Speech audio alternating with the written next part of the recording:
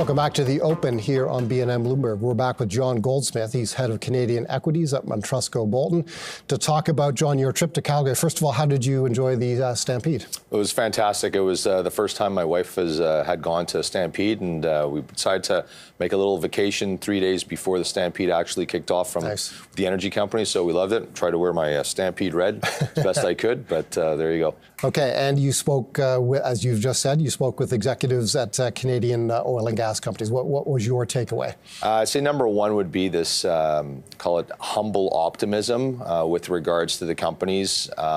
Less about where the energy prices are going and more really about this new religion of returning cash to shareholders. I think it was unanimous amongst the companies there, whether it be oil, whether it be natural gas, really to live within their means.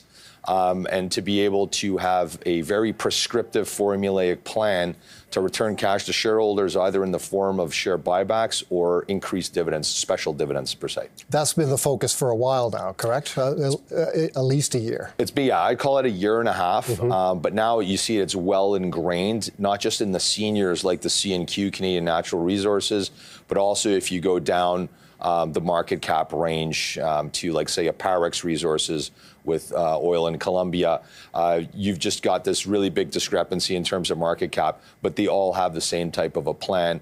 And the last part of the puzzle, too, is to ensure that they do this with a really good balance sheet. So most of the companies have debt to EBITDA or leverage ratios that are below 0.5, which is very unlevered, which is a great thing.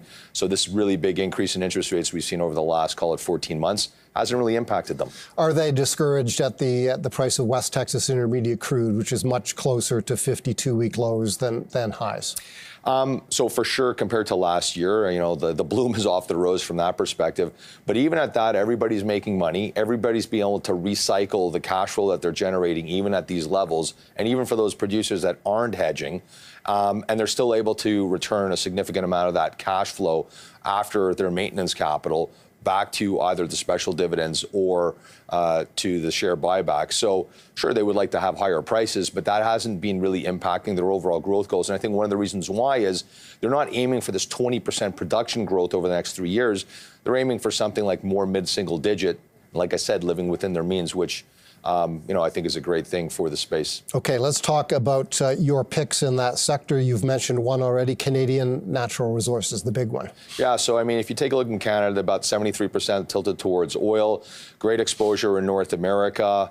If you look at what their game plan with cash flow is, once they get that debt level to $10 billion, and they're a stone's throw away from that right now, they plan on continuing to grow their common dividend, but more importantly, once that debt level gets below 10 bill, 100% of that free cash flow is going to return to shareholders, primarily via share buyback. So that's very significant. What you could look at is in the next 3 years, with oil prices even where they are right now, you could see them possibly buying back 15 to 20% of their float. So even if they have zero changes in energy prices, zero changes in cash flow, you got a company that just bought back 15 to 20%, you're going to have a company that's going to be quite significantly higher than where you're trading at today, at arguably one of the lowest multiples you've seen over the last 10 years. Okay, you've mentioned Parex Resources as well. Correct. So this is also a name that we hold. We used to be much bigger holders back, call it 5-6 years ago, but Colombian-based, 100% more heavy oil, Vasconia oil is what they produce. Largest land package in Colombia. They've continued to grow that. And funnily enough, the business model that they have is essentially what the rest of the oil patch in Canada has basically followed. They are already at zero debt. They have no debt on their balance sheet, so net cash position, and growing their production per share in the low teens. And same thing here, the game plan is dividend, but primarily share buyback. So they have the two. CNQ has got a dividend yield of close to 5%. In the case of Parex, it's closer to 6%. Let's finish with Advantage Oil and Gas. Yeah, so if you like natural gas, and I'd say one key theme here is that, as you know, Canada LNG is going to start producing in the second half of next year. It's about 2 BCF a day. Canada's about 18, 1/9. That's 11% of Canada's production is going to be flowing out the West Coast. With the expansion, phase 2 for Canada LNG, probably kicking in 2 years later, taking a total amount of gas that's going to be flowing out to about 5 BCF a day, which is over 25% of what Canada is producing right now. I'd say Canadian oil and gas is probably at the lower end right now, so you got a lot of upside there. You got a company that's going to be growing also. They've got no dividend, but they're aggressively buying back stock, and they did last year. This is another company that also is probably going to be looking to grow their production per share in the high teens over the next 3 years. Combine that with an extremely low multiple, you've got your, a really nice setup over the next 3 to 4 years of a double in the stock.